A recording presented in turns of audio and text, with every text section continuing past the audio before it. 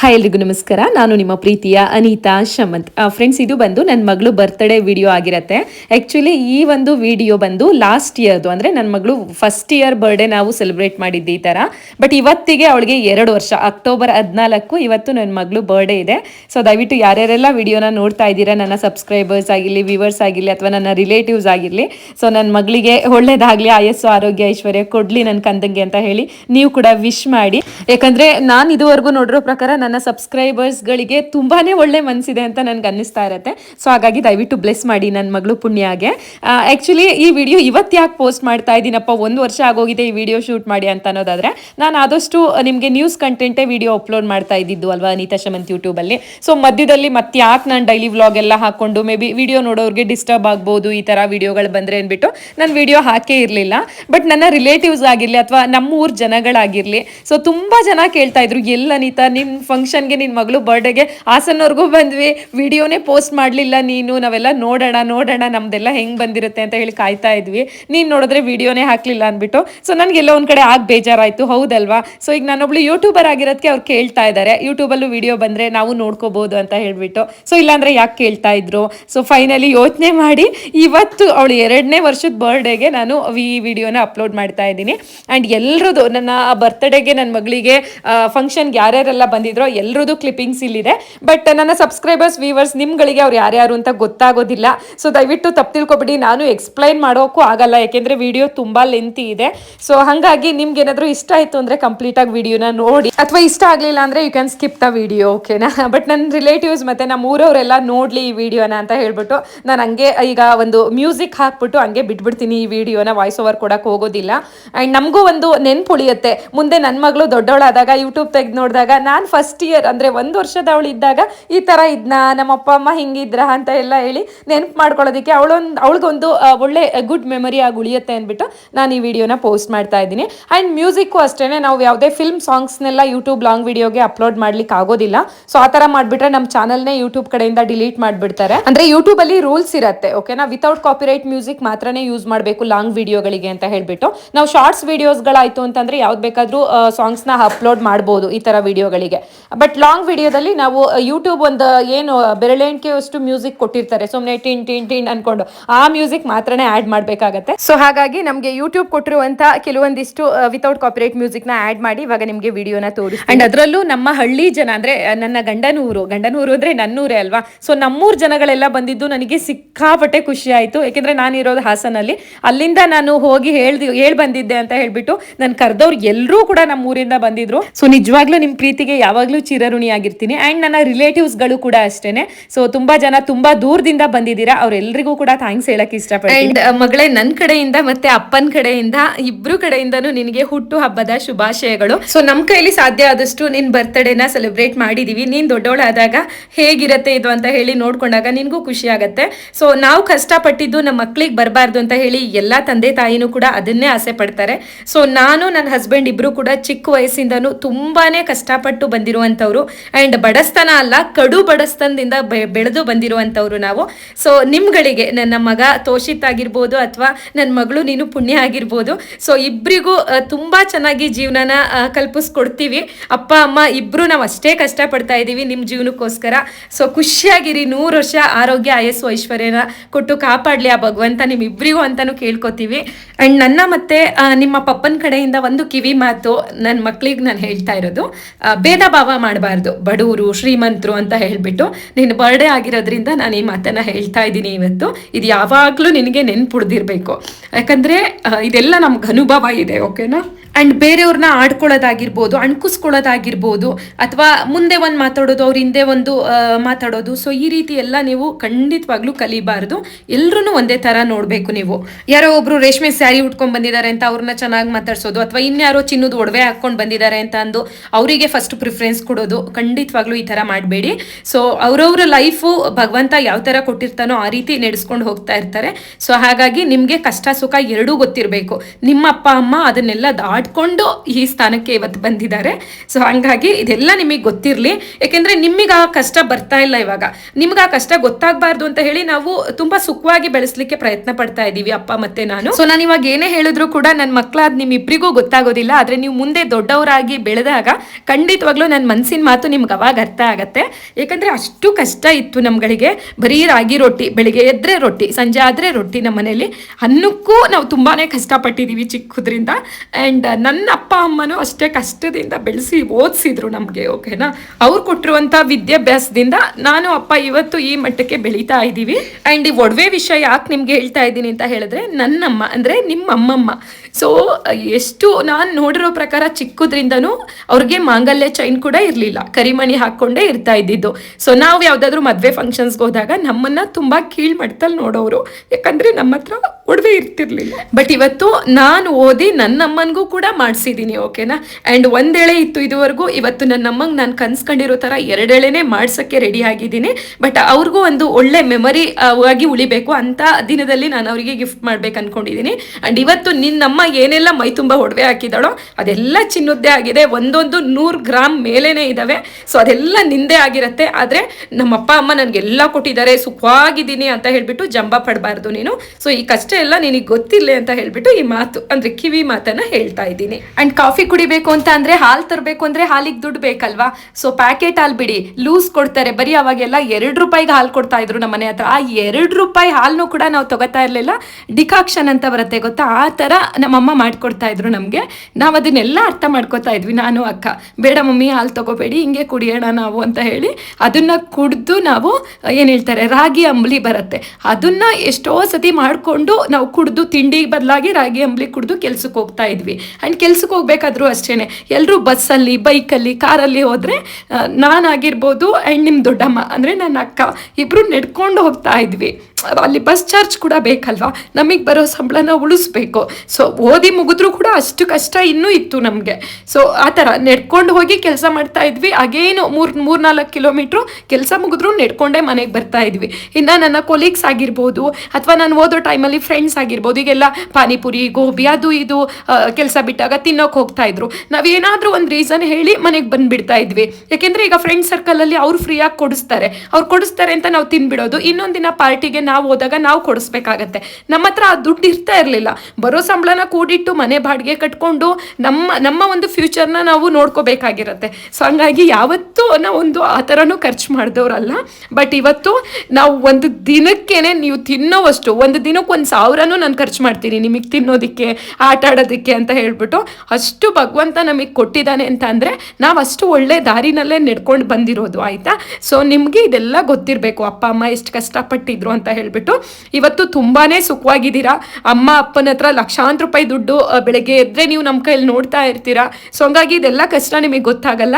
So ತುಂಬ ಹಗಲು ರಾತ್ರಿ ನಾನು ಅಪ್ಪ ಕಷ್ಟಪಡ್ತಿರೋದ್ರಿಂದನೇ ನೀವು ಪ್ರತಿದಿನ ಬೆಳಗ್ಗೆ ಎದ್ದರೆ ಅಮ್ಮಂಗೆ ಇಷ್ಟೊಂದು ಸಂಬಳ ಬರುತ್ತೆ, ಅಪ್ಪಂಗೆ ಇಷ್ಟೊಂದು ದುಡ್ಡು ಬರುತ್ತೆ, ಓಕೆ ಮುಂದೆ ನಿಮಗೆ ಇನ್ನೂ ಗೊತ್ತಾಗುತ್ತೆ ನಾವೇನೆಲ್ಲ ಮಾಡ್ತೀವಿ ನಿಮ್ಮ ಫ್ಯೂಚರ್ಗೆ ಅಂತ ಹೇಳ್ಬಿಟ್ಟು. ಆ್ಯಂಡ್ ಇನ್ನೊಂದು ಮುಖ್ಯವಾಗಿ ಹೇಳಬೇಕು ಅಂದರೆ, ನೀನೊಂಥರ ನಮ್ಮ ಪಾಲಿಗೆ ಅದೃಷ್ಟ ದೇವತೆ ಅಂತಲೇ ಹೇಳ್ಬೋದು. ನಿನ್ನ ಹೆಸರು ಬಂದು ಇನ್ನೊಂದು ಶ್ರೀಲಕ್ಷ್ಮಿ ಅಂತ ನಾವು ಇಟ್ಟಿರುವಂಥದ್ದು. ಪುಣ್ಯ ಶಮಂತ್ ಒಂದು ಹೆಸರು, ಇನ್ನೊಂದು ಶ್ರೀಲಕ್ಷ್ಮಿ ಅಂತ ಹೇಳ್ಬಿಟ್ಟು. ನೀನು ನನಗೆ ಲಕ್ಷ್ಮಿ ರೂಪದಲ್ಲೇ ಒಲ್ದು ಬಂದುಬಿಟ್ಟಿದೀಯಾ. ಸೊ ನೀನು ಮಾತ್ರ ಅಲ್ಲ, ಅಣ್ಣನೂ ಅಷ್ಟೇ. ಸೊ ನಮಗೆ ಮದುವೆಗಿಂತ ಮುಂಚೆನೂ ತುಂಬಾ ಕಷ್ಟ ಇತ್ತು. ಆ್ಯಂಡ್ ಮದುವೆ ಆದಮೇಲೆ ಒಂಥರ ಚೆನ್ನಾಗಿ ಜೀವನ ಸೆಟ್ಲ್ ಆಗಿತ್ತು. ಆದರೆ ನನಗೆ ಯಾವಾಗ ನೀವಿಬ್ಬರು ಹುಟ್ಟಿದ್ರೋ ಅವಾಗಲಿಂದ ಇನ್ನೂ ನಮ್ಮ ಜೀವನ ಎಲ್ಲೋ ಒಂದು ಕಡೆ ನಾವು ಕನಸು ಕೂಡ ಕಂಡಿರಲಿಲ್ಲ. ಅಷ್ಟರ ಮಟ್ಟಿಗೆ ನಮ್ಮ ಜೀವನವನ್ನು ನೀವು ತೊಗೊಂಡು ಹೋದ್ರಿ ಅಂತ ನನಗೆ ಅನ್ನಿಸ್ತಾ ಇದೆ. ನೀವು ಹುಟ್ಟಿದ ಮೇಲೆ ನಮ್ಮ ಅದೃಷ್ಟನೇ ಚೇಂಜ್ ಆಯಿತು. ಆ್ಯಂಡ್ ನಿನ್ನ ಹೆಸರಂತೂ ಪುಣ್ಯ ಅಂತ ಹೇಳಿ ನಾವು ಸೆಲೆಕ್ಟ್ ಮಾಡಿರೋದಲ್ಲ, ನಿನಗೆ ಪೂ ಅನ್ನೋ ಒಂದೇ ಅಕ್ಷರ ಬಂದಿದ್ದು, ಇನ್ನೇನು ಬಂದಿರಲಿಲ್ಲ. ಪೂ ಅದೊಂದೇ ಲೆಟರು. ಸೊ ಅದು ಬಂದಿದ್ದ ತಕ್ಷಣ ನನಗೊಂಥರ ಪುಣ್ಯ ಅಂತ ಇಡೋಣವಾ ಅಂತ ಅನ್ನಿಸ್ತು, ಇನ್ನೇನು ನೆನಪಾಗಲಿಲ್ಲ. ಸೊ ಹಂಗಾಗಿ ನಿನ್ನ ಹೆಸರನ್ನು ಪುಣ್ಯ ಅಂತ ಹೇಳಿ ಇಟ್ಟಿರುವಂಥದ್ದು.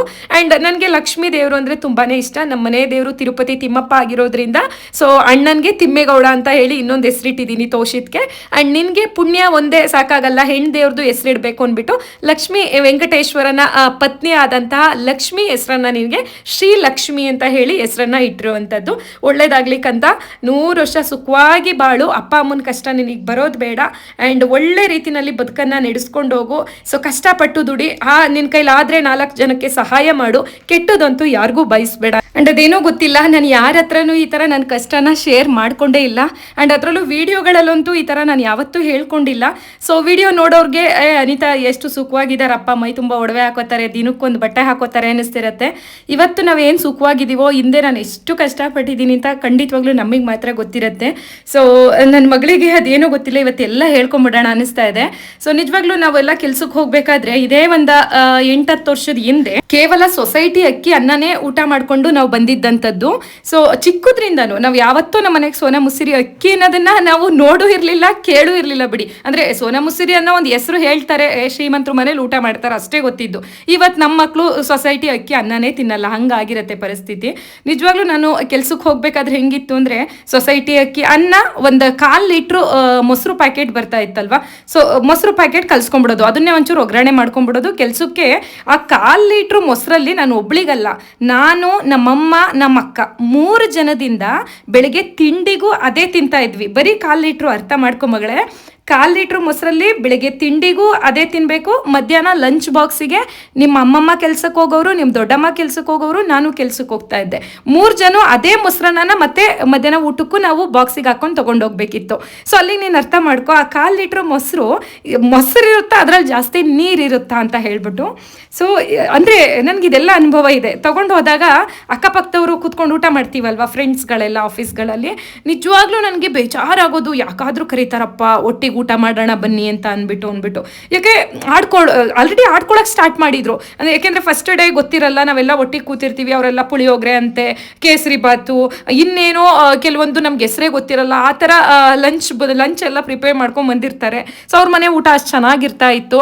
ಸೊ ನಾವು ಕೊಟ್ಟಾಗ ನಗಾಡೋರು, ಇದೇನಿದು ಇದರಲ್ಲಿ ಮೊಸರುಗಿಂತ ನೀರೇ ಜಾಸ್ತಿ ಇದೆ, ಮೊಸರನ್ನ ಅನ್ನೋದಕ್ಕಿಂತ ಇವಳು ತರೋ ಊಟನ ನೀರನ್ನ ಅಂತ ಹೇಳಿ ಹೆಸರು ಕಟ್ಬೋದು ಅಂತ ಹೇಳ್ಬಿಟ್ಟು. ನಿಜವಾಗ್ಲೂ ಅವತ್ತಿಂದ ನಾನು ಯಾರ ಜೊತೆನೂ ಊಟಕ್ಕೆ ಕೂತ್ಕೊಳ್ಳೋದೇ ಬಿಟ್ಬಿಟ್ಟೆ. ನಾನು ಒಬ್ಬಳೇ ಸೆಪ್ರೇಟ್ ಆಗಿ, ಈಗ ಎಲ್ಲರೂ ಊಟಕ್ಕೆ ಕರೀದ್ರು ಲಂಚ್ ಟೈಮಲ್ಲಿ ಅಂತ ಹೇಳಿದ್ರೆ ನಾನು ಹೋಗ್ತಿರ್ಲಿಲ್ಲ. ನಂದು ಇನ್ನೂ ಕೆಲಸ ಇದೆ, ನಾನು ಮುಗಿಸಿ ಊಟ ಮಾಡ್ತೀನಿ, ನೀವು ಊಟ ಮಾಡ್ಕೊಂಬಿಡಿ ಅಂತ ಹೇಳುವೆ. ಏಕೆ ನಾನು ಹೋದರೆ ಆ ಅನ್ನ ಕೊಡಬೇಕಿತ್ತಲ್ಲ ಅವರಿಗೆ. ಸೊ ಅದು ಅವರು ಆಡ್ಕೊಳ್ಳೋದನ್ನ ನಮಗೆ ತಡ್ಕೊಳಕ್ಕೆ ಆಗ್ತಾ ಇರಲಿಲ್ಲ ಅಲ್ವಾ. ಸೊ ನಮ್ಮ ಕಷ್ಟ ನಮಗೆ ಮಾತ್ರ ಗೊತ್ತಿರುತ್ತೆ. ಸೊ ಆ ಥರ ಬೆಳೆದು ಬಂತಿರೋ ಅಂಥವಳು ನಿಮ್ಮಮ್ಮ. ಆ್ಯಂಡ್ ಅದು ಮಾತ್ರ ಅಲ್ಲ, ಈ ಮೊಸರನ್ನ ಬಿಟ್ಟರೆ ಏನು ಹೇಳ್ತಾರೆ, ಟೊಮೊಟೊ ಗೊಜ್ಜು ಅನ್ನ. ಸೊ ಅದೊಂದೇ ಮಾಡ್ತಾ ಇದ್ದಿದ್ದು ಜಾಸ್ತಿ. ಟೊಮೊಟೊ ಹೆಂಗೂ 10 ರೂಪಾಯಿಗೆ ಒಂದು ಇಷ್ಟು ಟೊಮೊಟೊ ಸಿಗ್ತಾ ಇತ್ತು, 2 kg 3 kg. ಅವಾಗೆಲ್ಲ ತುಂಬ ಟೊಮೊಟೊ ರೇಟ್ ಕಡಿಮೆ ಇತ್ತು. ಟೊಮೊಟೊ ಗೊಜ್ಜು ಮಾಡ್ಕೊಳಕ್ಕೇನು ಜಾಸ್ತಿ ಖರ್ಚಾಗ್ತಾ ಇರಲಿಲ್ಲ, ಅಥವಾ ಟೊಮೊಟೊ ಚಟ್ನಿ ಮಾಡೋಕ್ಕೂ ಜಾಸ್ತಿ ದುಡ್ಡು ಖರ್ಚಾಗ್ತಿರ್ಲಿಲ್ಲ ಅಲ್ವಾ.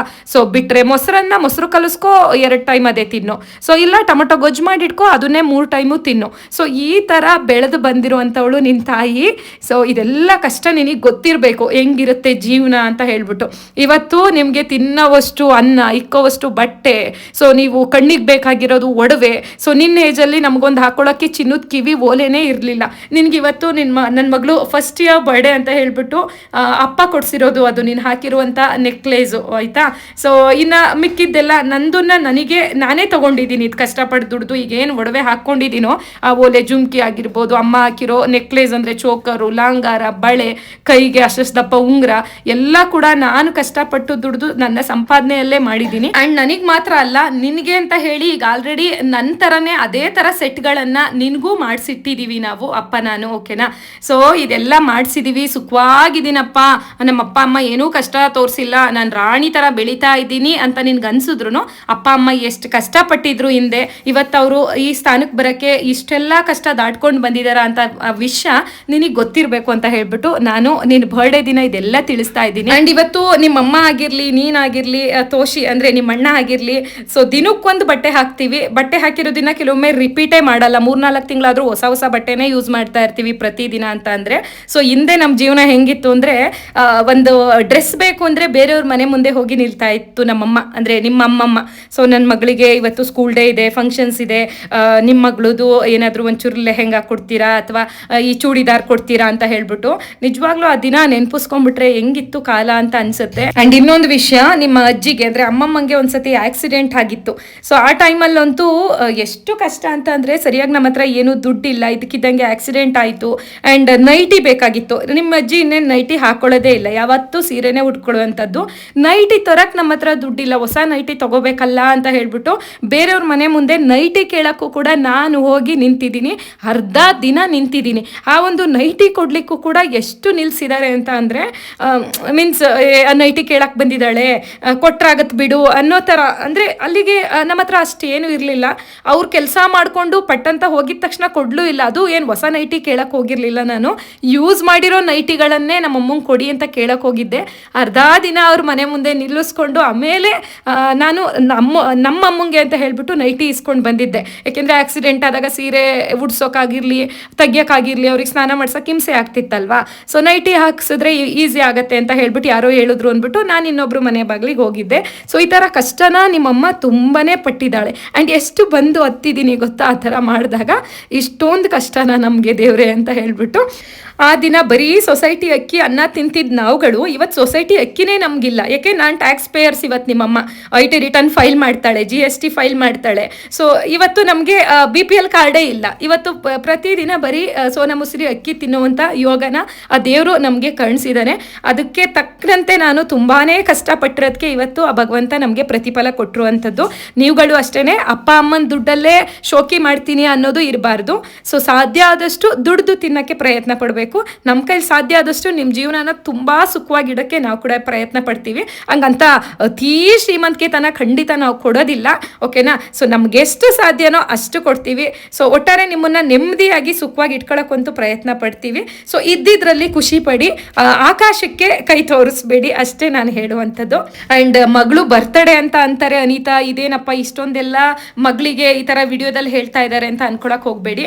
ಸೊ ನನಗೆ ಅನ್ಸಿದ ದಿನ ನಾನು ಹೇಳಿದ್ದೀನಿ. ಸೊ ನಿಜವಾಗ್ಲೂ ನಂತರ ಕಷ್ಟಪಟ್ಟಿರೋರಿಗೆ ಇದೆಲ್ಲ ನೆನಪುಗಳಾಗತ್ತೆ. ನಾವು ಯಾರ ಹತ್ರನೂ ಹೇಳ್ಕೊಳಕ್ಕಾಗೋದಿಲ್ಲ. ನಾನು ಇದುವರೆಗೂ ಯಾರ ಹತ್ರನೂ ಶೇರ್ ಕೂಡ ಮಾಡಿರಲಿಲ್ಲ. ಬಟ್ ಇವತ್ತು ನನ್ನ ಮಗಳಿಗೆ ನಾನು ಹೇಳ್ತಾ ಇದ್ದೀನಿ. ಮುಂದೆ ಕೂರಿಸ್ಕೊಂಡು ಹೇಳಿದ್ರು ಪಾಪ ಅದಕ್ಕೆ ಏನೂ ಅರ್ಥನೂ ಆಗೋದಿಲ್ಲ. ಮುಂದೆ ಒಂದಿನ ನನ್ನ ತಾಯಿ ಮನಸ್ಸಲ್ಲಿ ಏನಿತ್ತು ಅಂತ ಹೇಳ್ಬಿಟ್ಟು ವಿಡಿಯೋ ನೋಡಿದಾಗ ಅವಳಿಗೆ ಅರ್ಥ ಆಗಲಿ ಅಂತ ಹೇಳ್ಬಿಟ್ಟು ತಿಳಿಸ್ತಾ ಇದ್ದೀನಿ. ಸೊ ನಮ್ಮ ಹತ್ರ ಎಷ್ಟೇ ಹಣ ಇರಲಿ, ಚಿನ್ನ ಇರಲಿ, ಬಟ್ಟೆ ಇರಲಿ, ಒಡವೆ ಏನೇ ಇದ್ರೂ ಕೂಡ ತುಂಬ ಜಂಬದಿಂದ ಮಕ್ಕಳನ್ನ ಬೆಳೆಸಬಾರ್ದು. ಯಾಕೆಂದರೆ ಇವತ್ತಿನ ಮಕ್ಕಳೇ ಹಾಗೆ ಅತಿ ಜಂಬ ಬಂದ್ಬಿಡುತ್ತೆ ಮನೇಲಿ ಶ್ರೀಮಂತಿಕೆ ಇತ್ತು ಅಂತ ಹೇಳಿದ್ರೆ. ಸೊ ನಮ್ಮ ಕಷ್ಟನ ನಾವು ಹೇಳ್ಕೊಂಡಿದ್ರೆ ಮುಂದೆ ಅವ್ರಿಗೆ ಆ ಜಂಬ ಪಡುವಂಥದ್ದು ಬರೋದಿಲ್ಲ. ಎಲ್ಲರೂ ಒಂದೇ ರೀತಿ ನೋಡ್ತಾರೆ. ಸೊ ನಮಗೆ ಕಷ್ಟ ಇಲ್ಲ ಅಂದ್ರೂ ನಮ್ಮ ಅಪ್ಪ ಅಮ್ಮ ಎಷ್ಟು ಕಷ್ಟಪಟ್ಟಿದ್ರು ಅದೇ ಥರ ಬೇರೆ ಜನಗಳು ಅಲ್ವಾ, ಇವ್ರಿಗೆ ಇವತ್ತು ಕಷ್ಟ ಇದೆ ಅಂತ ಹೇಳಿ ಅವರಿಗೆ ಆ ನೋವು ಸುಖ ಎಲ್ಲ ಅರ್ಥ ಆಗಲಿ ಅಂದ್ಬಿಟ್ಟು ನಾನು ಇದನ್ನು ಹೇಳ್ತಾ ಇರುವಂಥದ್ದು ಅಷ್ಟೇ. ಸೊ ನಿಮ್ಗಳಿಗೆ ಏನು ಅನ್ನಿಸ್ತು ಅಂದ್ಬಿಟ್ಟು ದಯವಿಟ್ಟು ಕಮೆಂಟ್ ಮಾಡಿ ತಿಳಿಸಿ. ನಿಮ್ಮ ಜೀವನ ಹೇಗಿತ್ತು ಬಾಲ್ಯದಿಂದ, ಅಂದರೆ ಚಿಕ್ಕದ್ರಿಂದ ಇವತ್ತು ಮದುವೆ ಆಗಿರ್ತೀರ, ನಿಮಗೂ ಮಕ್ಕಳು ಇರ್ತಾರೆ. ಸೊ ನಿಮ್ಮ ಒಂದು ಭಾವನೆಗಳನ್ನು ಕಮೆಂಟ್ ಮೂಲಕ ಹಂಚ್ಕೊಳ್ಳಿ. ಇಲ್ಲಿ ತಪ್ಪೇನೂ ಇಲ್ಲ ಒಬ್ರಿಗೊಬ್ರು ಹಂಚ್ಕೊಳ್ಳೋದ್ರಿಂದ. ಸೊ ಗೊತ್ತಾಗತ್ತೆ ಜನಗಳಿಗೆ ಯಾರ್ಯಾರ ಜೀವನ ಹೆಂಗಿದೆಯಪ್ಪ, ಯಾರ್ಯಾರು ಏನೇನೆಲ್ಲ ಕಷ್ಟ ದಾಟ್ಕೊಂಡು ಬಂದರು ಅಂತ ಹೇಳಿಬಿಟ್ಟು. ಸೊ ಒಟ್ಟಾರೆ ಕಮೆಂಟ್ ಮಾಡಿ ಬ್ಲೆಸ್ ಮಾಡಿ ಅಂತ ಹೇಳಿ ಕೇಳ್ಕೊತೀನಿ. ಸೊ ಮ್ಯೂಸಿಕ್ ಹಾಕಿ ವಿಡಿಯೋನ ತೋರಿಸ್ತೀನಿ ಅಂತ ಹೇಳಿದ್ದೆ. ಇಲ್ಲಿ ಮ್ಯೂಸಿಕ್ಕಿಂತ ನನ್ನ ಮಾತೇ ಜಾಸ್ತಿ ಆಗೋಯ್ತು. ತಪ್ಪು ಮಾತಾಡಿದರೆ ದಯವಿಟ್ಟು ಕ್ಷಮೆ ಇರಲಿ. ಸೊ ಬನ್ನಿ ಇವಾಗ ನಮ್ಮದು ಬರ್ಡೇನಲ್ಲಿ ಏನೇನೆಲ್ಲ ಅಡುಗೆನ ಮಾಡಿಸಿದ್ದೆ ಅಂತ ಹೇಳಿಬಿಟ್ಟು ತೋರಿಸ್ತೀನಿ.